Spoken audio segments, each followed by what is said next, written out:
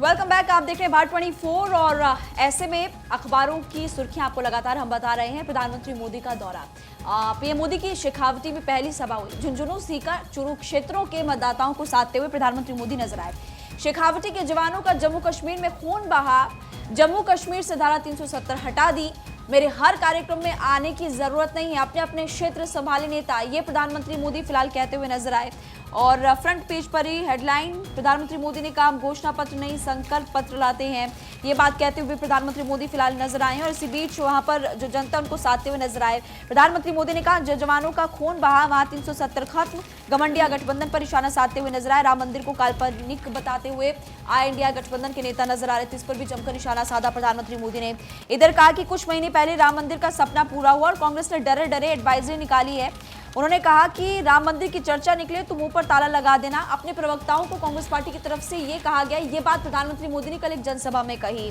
और उन्होंने कहा कि राम का नाम लिया तो पता नहीं कब राम राम हो जाए, ऐसा कांग्रेस के नेता समझते हैं। यानी कि हम देख रहे हैं कि जब भी प्रधानमंत्री मोदी की सभा हो रही है या विशाल रैली कर रहे हैं, इस बाबत जमकर आई इंडिया गठबंधन पर निशाना साधते हुए नजर आ रहे हैं और कांग्रेस पार्टी को भी आड़े हाथों लेते हुए प्रधानमंत्री मोदी आ रहे हैं नजर। बिल्कुल, तो प्रधानमंत्री नरेंद्र मोदी बीते दिन चूरू पहुंचे थे। राजस्थान के चूरू में जब जनसभा को संबोधित कर रहे थे तो विकास का तो उन्होंने जिक्र किया, 370 का भी उन्होंने जिक्र किया, आर्टिकल 370 का जिक्र किया, तो 3 तलाक का भी जिक्र किया। कहा उन्होंने कि इससे मुस्लिम परिवारों को काफी ज्यादा फायदा पहुंचा है। और लगातार प्रधानमंत्री नरेंद्र मोदी देखिए जब चुनावी सभा को संबोधित कर रहे हैं तो विपक्ष को भी लगातार घेरते हुए नजर आ रहे हैं। मेरे हर कार्यक्रम में आने की जरूरत नहीं है, प्रधानमंत्री नरेंद्र मोदी ने कहा। बीजेपी के उन तमाम नेताओं को कहा कि ऐसा नहीं है कि जब मैं आपके शहर पहुंचूं तो वहां पर आप पहुंचे, क्योंकि चुनाव का ये दौर है और ऐसे में आपको भी बहुत सारे काम होते होंगे, तो आप सबसे पहले उन कामों पर जरूर ध्यान दें। साथ ही साथ देखिए जम्मू कश्मीर से धारा 370 हटा दी, पीएम नरेंद्र मोदी इसका जिक्र करते हुए नजर आए। तो पीएम की शेखावाटी में ये पहली जनसभा और अपने अपने क्षेत्र संभाले नेता प्रधानमंत्री नरेंद्र मोदी ये कहते हुए नजर आए। और चलिए आगे बढ़ती बात होगी रेपो रेट की। रेपो रेट में लगातार 7वीं बार बदलाव नहीं, लोन महंगे नहीं होंगे, आपकी ईएमआई भी नहीं बढ़ने वाली है। आरबीआई ने 6.5% पर ही रेपो रेट को बरकरार रखा है। और मेरे पास इस वक्त अमर उजाला है, फ्रंट पेज पर ही खबर है, हेडलाइन है लगातार 7वीं बार रेपो दर में कोई बदलाव नहीं। भारतीय रिजर्व बैंक ने लगातार 7वीं बार रेपो दर में कोई बदलाव नहीं किया। ये 6.5% पर यथावत है, यानी कि वही है, सेम टू सेम बरकरार है। इससे ना तो कर्ज महंगा होगा और ना ही जमा पर कोई ज्यादा ब्याज मिलेगा। इससे पहले आखिरी बार फरवरी 2023 में रेपो दर को 0.25% बढ़ाकर 6.5% किया गया था। अगली बैठक 5 से 7 जून के बीच में होगी। चालू वित्त वर्ष की पहली बैठक में मौद्रिक नीति समिति यानी कि एमपीसी के 6 से 5 सदस्यों ने दरों को यथावत रखने के पक्ष में वोट किया।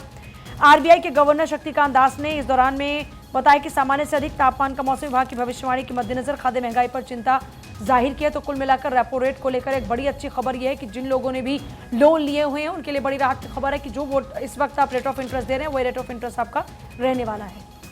और अब आगे बढ़ेंगे, एक और बड़ी खबर आपको बताएंगे। जल्द आप करा सकेंगे यूपीआई के जरिए पैसे जमा, नकदी जमा कराने नहीं अब आपको बैंक जाना पड़ेगा। आरबीआई ने बड़ा ऐलान किया है, कैश डिपॉजिट मशीन में ये सुविधा आपको मिल जाएगी। अब आप सीधा यूपीआई के जरिए पैसे जमा करा पाएंगे, आपको इसके लिए बैंकों के चक्कर नहीं काटने पड़ेंगे और जल्द अब ये सुविधा आपको मिलने लग जाएगी। देखिए ये भी अमर उजाला में फ्रंट पेज पर ही खबर है। आरबीआई ग्राहकों के लिए शुरू करेगा सुविधा, नहीं जैसे आप अभी तक यूपीआई से पेमेंट करते हैं, कैशलेस ट्रांजैक्शन आपका होता है, वैसे ही आपके लिए ये सुविधा भी जल्द ही शुरू होगी। अभी नहीं, 2025 में प्रस्तावित है।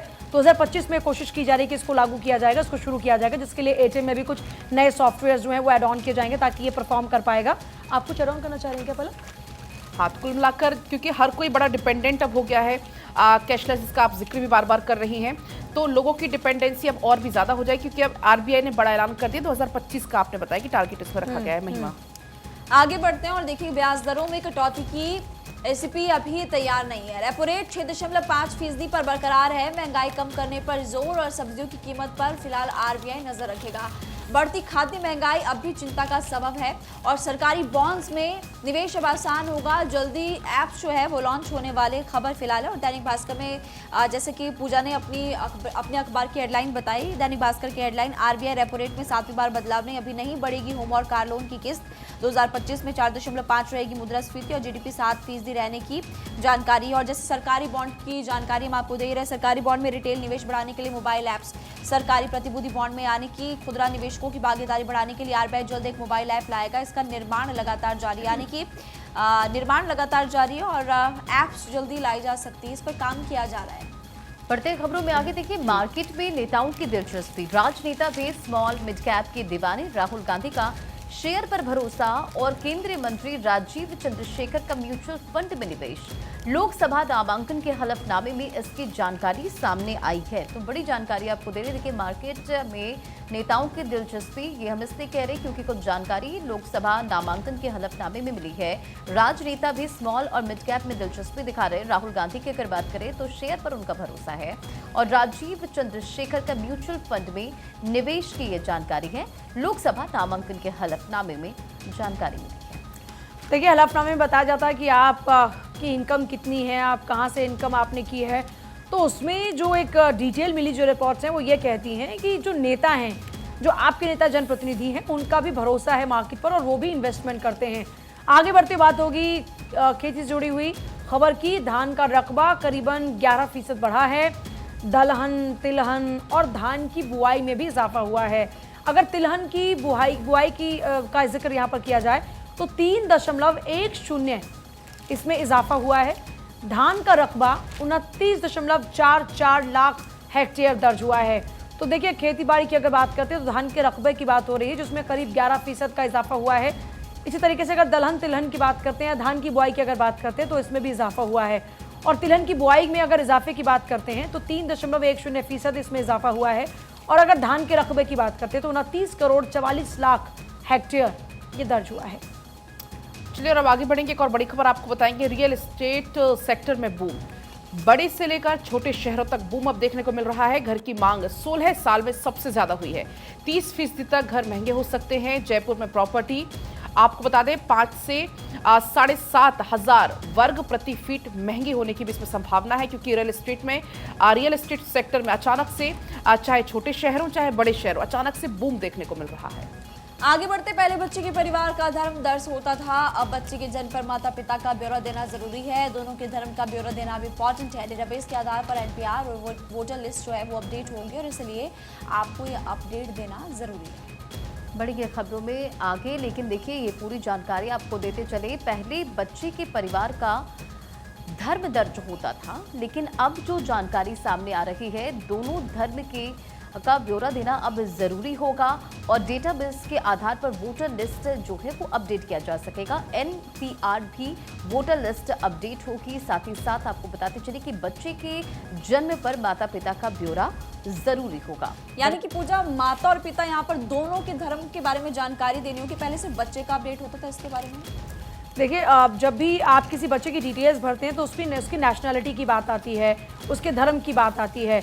तो पहले सिर्फ बच्चे के धर्म की बात हो रही थी, लेकिन अब ये एक बड़ा बदलाव होने जा रहा है कि जब भी बच्चे का कोई भी डॉक्यूमेंट रेडी होगा तो डेटाबेस में ना सिर्फ बच्चा बल्कि उसके पेरेंट्स का क्या धर्म है, माता पिता दोनों का क्या धर्म है, उसका जिक्र भी होगा। पहले बच्चे के सिर्फ परिवार का जो धर्म है वो दर्ज हुआ करता था, लेकिन अब माता पिता अलग अलग अपना धर्म बताएंगे। मान लीजिए कि अगर दोनों में कोई अलग अलग धर्म के लोग हैं तो ये पूरा डेटाबेस में तैयार होगा और इसी डेटाबेस के आधार पर जो वोटर लिस्ट है अब वो अपडेटेड होगी। क्योंकि देखिए, लगातार हम देख रहे हैं कि नए नए प्रयास किए जा रहे हैं। इस बार एक ये नया प्रयास और किया जा रहा है, इसमें बच्चे के जन्म पर माता पिता के धर्म का जिक्र हो रहा है कि अलग अलग उनको डिक्लेयर करना होगा कि उनका धर्म क्या रहा है। दोनों के ही धर्मों का ब्यौरा लिया जाएगा और इसी डेटाबेस के आधार पर फिर जो वोटर लिस्ट होगी उसको अपडेट किया जाएगा। एनपीआर भी वोटर लिस्ट अपडेट होगी। आगे बढ़ते हुए रंजना, बढ़ते खबरों में आगे बात बंगाल की कर लेते हैं। नारे लिखने के लिए अगले 5 साल तक वेटिंग, और दीवारों पर नारे लिखना है तो इसके लिए वेट करना होगा आपको। प्रचार की 7 दशक से परंपरा, 100 करोड़ का कारोबार, आयोग की पाबंदी लगाने पर एकजुट हो गए थे दल। चलिए आगे बढ़ रहे हैं और बात होगी अब एनसीईआरटी के सिलेबस की। एनसीईआरटी ने अपने 12वीं का सिलेबस बदल दिया है, जिसमें बाबरी मस्जिद के टॉपिक्स को हटाया गया है। गुजरात दंगे जैसे जो टॉपिक्स हैं वो भी हटाए गए हैं। नए सेशन से एनसीईआरटी का बड़ा बदलाव ये होने जा रहा है। देखिए, और ये एक बड़ा अपडेट है क्योंकि आप देख रहे हैं कि एनसीईआरटी की अगर बात करते हैं तो एनसीईआरटी ने ऐसे कई बदलाव अब तक किए हैं।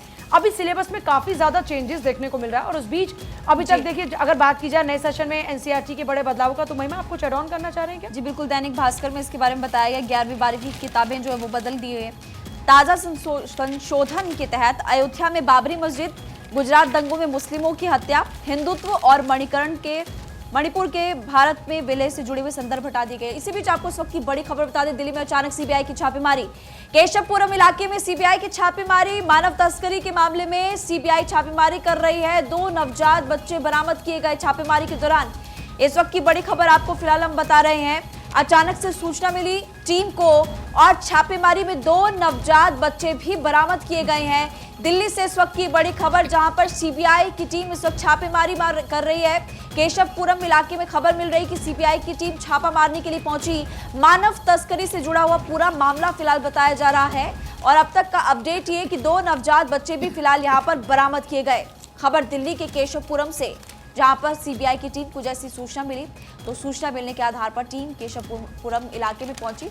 सीबीआई इस वक्त छापेमारी कर रही है और इसी के साथ आपको ये भी बता दें कि 2 नवजात बच्चे भी बरामद हुए।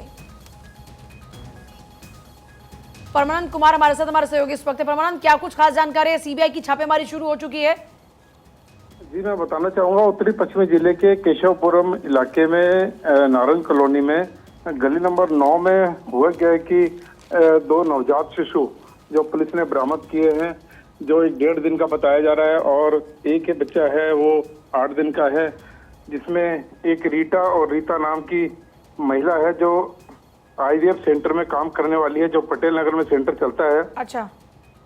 तो एक महिला जो रीटा है 4 दिन पहले ही पूजा को, एक बच्चे को लेकर के यहाँ आई थी और दूसरी तो ये पूरा नेक्सस कैसे काम कर रहा था? आईवीएफ सेंटर पर अब तो जाहिर तौर पर बहुत सिक्योरिटीज रहती हैं, तो फिर वहां से बच्चों को लाना, फिर उसको मानव तस्करी के लिए आगे बढ़ाना, ये इतना आसान भी नहीं था। किस तरह से इनका पूरा नेक्सस काम कर रहा है, इसको लेकर कोई अपडेट है? जी, इसमें सीबीआई के लगभग दिल्ली में 6 जगह रेड पड़ी है कल, जिसमें एक अपना केशवपुरम इलाके का भी वही एरिया आता है। इसमें इनको जांच में पता चला है कि सर्विलांस के जरिए इनको धर दबोचा गया है मौके पर। अभी आगे का क्या अपडेट है? इन बच्चों की ये लोग तस्करी किस तरीके से कर रहे थे और ये पूरा मामला शुरू कैसे हुआ? जी, अभी ये सीबीआई या आईओ जो भी जांच के अधिकारी है वो जानने, अभी कुछ बताने की स्थिति में नहीं, बताने को तैयार नहीं है। जाहिर तौर पर देखिए, बहुत ही सेंसिटिव मामला है, बच्चों को गायब किया जा रहा है, मानव तस्करी का मामला। दिल्ली के केशवपुरम इलाके से ये बड़ी खबर इस वक्त मिल रही है। सीबीआई की छापेमारी में 2 बच्चे बरामद हुए हैं, जिनमें 2 महिलाओं का जिक्र हो रहा है। मानव तस्करी का मामला, सीबीआई की छापेमारी और देखिए आईवीएफ सेंटर में काम करने वाली ये महिलाएं। देखिए अभी अनुमान तो अगर लगाया जाए तो ये अभी इस वक्त समझ में आ रहा है कि वहां से बच्चों को गायब कराया जा रहा था। और देखिए खासतौर पर अगर आईवीएफ सेंटर्स की बात करते हैं, वहां पर वो माता पिता खासतौर पर होते हैं जिनको देखिए सफल प्रयास नहीं मिलता, फिर उनको आखिरकार तकनीक का सहारा लिया जाता है अपने परिवार को आगे बढ़ाने के लिए, और वहां से बच्चों को गायब करना अपने आप में एक बड़ी बात है। तो फिलहाल ये बड़ी खबर है केशवपुरम इलाके से, जहां पर सीबीआई की छापेमारी चल रही है और दिल्ली के कई इलाकों में सीबीआई की छापेमारी चल रही है, जहां पर मानव तस्करी के शक में ये छापेमारी की कार्रवाई की गई और छोटे छोटे बच्चों को गायब किया जा रहा है। देखिए ये जो पूरा नेक्सस है वो लगातार काम कर रहा है और उस बीच इसी नेक्सस को तोड़ने के लिए सीबीआई की छापेमारी बहुत ही अहम किरदार निभाती हुई नजर आ रही है। केशवपुरम इलाके में सीबीआई की छापेमारी की खबर, जिसमें 2 बच्चों को बरामद किया गया है। मानव तस्करी के मामले में सीबीआई की रेड, दिल्ली के अलग अलग लगभग आधा दर्जन इलाकों के अंदर सीबीआई की रेड चल रही है और इसी रेड में केशवपुरम में 2 बच्चे बरामद भी कर लिए गए हैं। अब आगे टीम जाहिर तौर पर पता लगाएंगी कि ये बच्चे कहां से आए हैं, किन के हैं, क्योंकि जाहिर तौर पर जो उनके माता पिता है उनका हाल इस वक्त बुरा हो रहा होगा, क्योंकि नवजात बच्चे हैं, कोई 8 दिन का है, कोई 6 दिन का है। ऐसे में परिवार वालों की हालत का अंदाजा लगा पाना भी बड़ा मुश्किल है। तो दिल्ली में सीबीआई की ये रेड चल रही है, आधा दर्जन इलाकों में दिल्ली की रेड चल रही है। केशवपुरम इलाके में 2 बच्चे बरामद कर लिए गए हैं।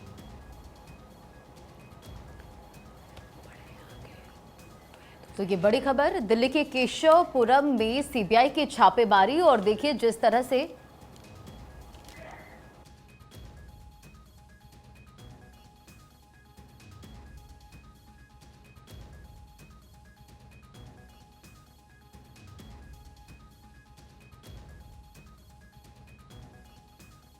के केशवपुरम इलाके में सीबीआई की छापेमारी और देखिए एक बड़ा मामला फिलहाल वहां से सामने आया है। हालांकि अभी और अपडेट आना बाकी है। अब तक 2 जो बच्चे हैं वो बरामद किए गए हैं।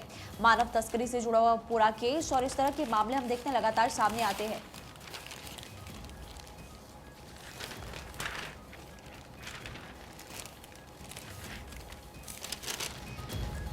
अखबारों की सुर्खियां क्योंकि हम आपको बता रहे हैं और आज अगर खेल जगत की बात करें तो आईपीएल 2024 हैदराबाद का मुकाबला हुआ। चेन्नई सुपर किंग्स से 6 विकेट से हराया चेन्नई सुपर किंग्स को सनराइजर्स हैदराबाद ने पहले टॉस जीता, उसके बाद मैच भी जीत लिया। चेन्नई सुपर किंग्स की अगर बात करें तो बुरी तरह से फिलहाल उनको हराया। होम ग्राउंड पर ही आसानी से शिकस्त देते हुए टीम नजर आई।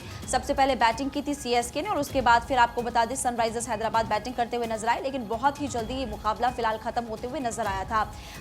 आपको बता दें कि अगर दैनिक भास्कर की बात करें 2 हफ्ते बाद बराबरी पर 5 टीमें, तीसरे से 7वें स्थान पर 4-4 अंक।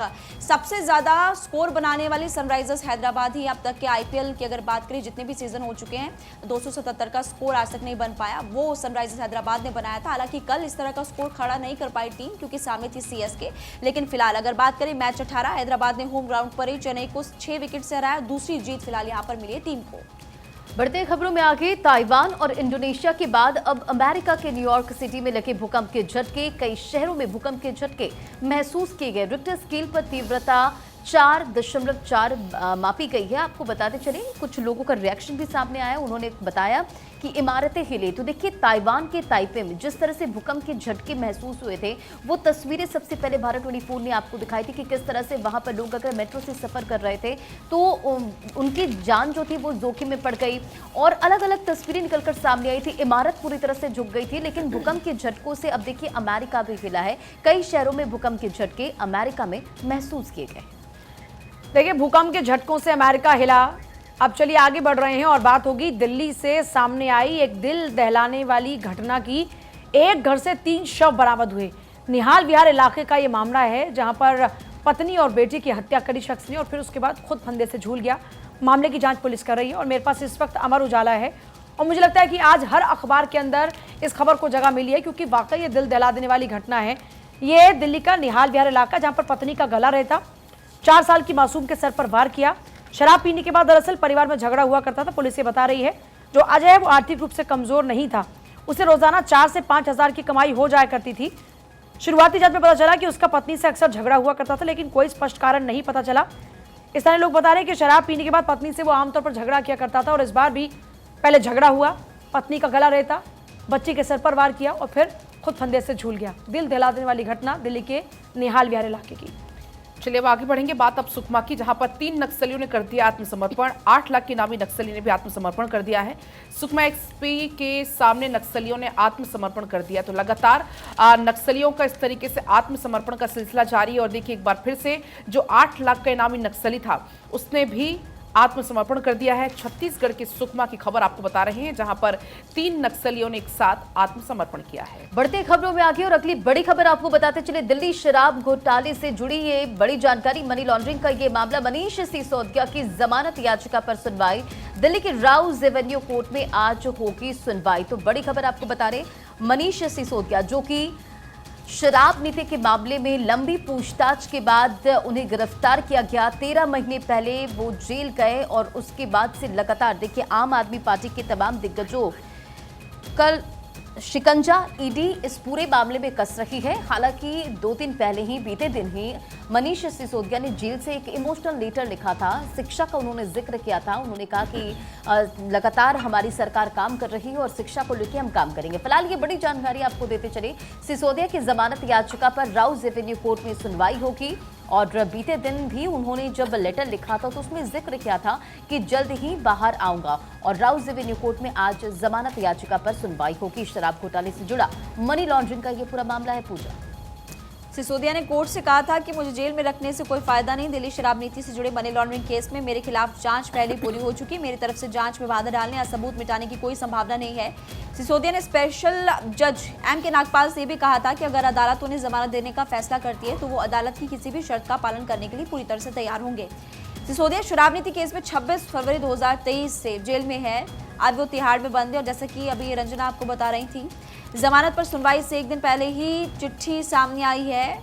ये 4 पन्ने हैं और इसमें बहुत कुछ वो लिखते हुए फिलहाल नजर आ रहे हैं। बिल्कुल। जमानत याचिका पर सुनवाई से एक दिन पहले शुक्रवार को सिसोदिया की एक चिट्ठी सामने आई और ये 15 मार्च को अपने विधानसभा क्षेत्र पटपड़गंज के लोगों को चिट्ठी उन्होंने लिखी। आम आदमी पार्टी ने एक्स पर फिलहाल ये जारी की।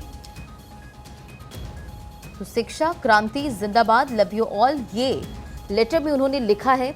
सभी ने बहुत ईमानदारी से मिलकर काम किया है। जैसे आज़ादी के समय सभी ने लड़ाई लड़ी, वैसे ही हम अच्छी शिक्षा और स्कूल के लिए लड़ रहे हैं। एक दिन हर बच्चे को सही और अच्छी शिक्षा मिलेगी। ये मनीष सिसोदिया ने लेटर लिखा था। मनीष सिसोदिया ने क्षेत्र की जनता के नाम जेल से पत्र लिखा था और ये बड़ी जानकारी आपको देते चलें। देखिए, बड़ा अपडेट है, सिसोदिया की जमानत याचिका पर सुनवाई होगी।